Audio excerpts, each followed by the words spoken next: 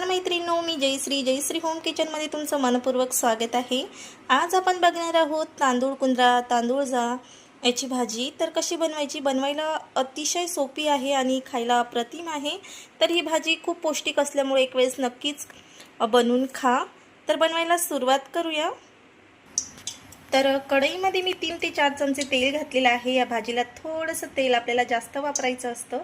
खूप पौष्टिक अशी भाजी लागते। तर तुमच्या आवडीप्रमाणे तेल तुम्ही कमी जास्त वापरू शकता। तर या भाजीला अनेक मराठवाड्यामध्ये वेगळं नाव आहे, विदर्भामध्ये वेगळं नाव आहे। प्रत्येक भागामध्ये याला वेगळ्या नावाने ओळखलं जाते।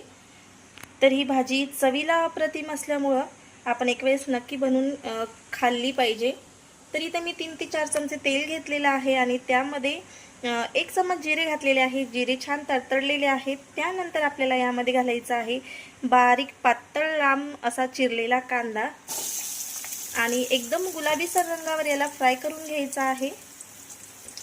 आणि याचबरोबर यामध्ये बारीक कट केलेल्या मी मिरच्या घातलेल्या आहेत।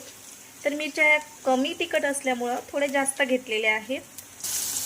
तर हा कांदा आपल्याला गुलाबीसर रंगावर परतून घ्यायचा आहे। तर मस्तपैकी हा कांदा आपण गुलाबीसर रंगावर परतून घेणार आहोत। तर ही भाजी मी स्वच्छ 2 ते 3 पाण्याने छान अशी धुवून घेतलेली आहे आणि पिळून घेतलेली आहे। तर इथे बघू शकता यामध्ये पाणी फक्त ओलसरपणा आहे, अजिबात पाणी वगैरे जास्त ठेवलेलं नाहीये। जास्त पाणी राहिल्यास यामध्ये भाजीला पाणी सुटू शकतं।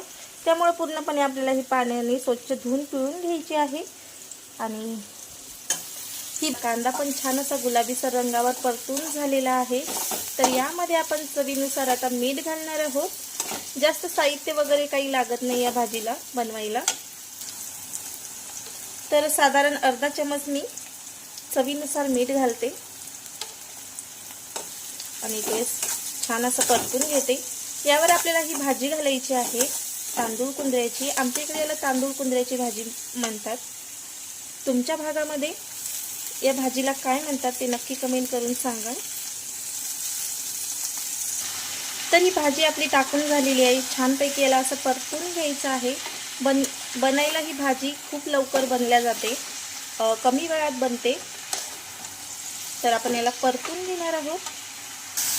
तर मस्तपैकी ही भाजी परतून झालेली आहे।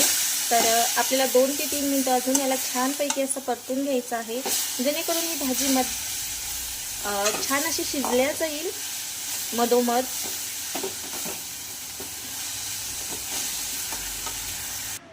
तर इथे बघू शकता ही भाजी रेडी झालेली आहे अतिशय।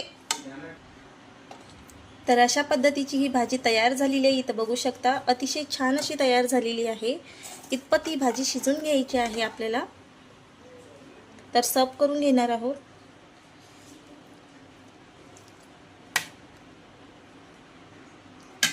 तर रेडी झालेली आहे आपली भाजी। तर कशी वाटली तुम्हाला रेसिपी नक्की कमेंट करून सांगा। आवडल्यास लाईक शेअर सबस्क्राईब करायला अजिबात विसरू नका आणि असेच माझे छान छान व्हिडिओ बघत राहा। धन्यवाद।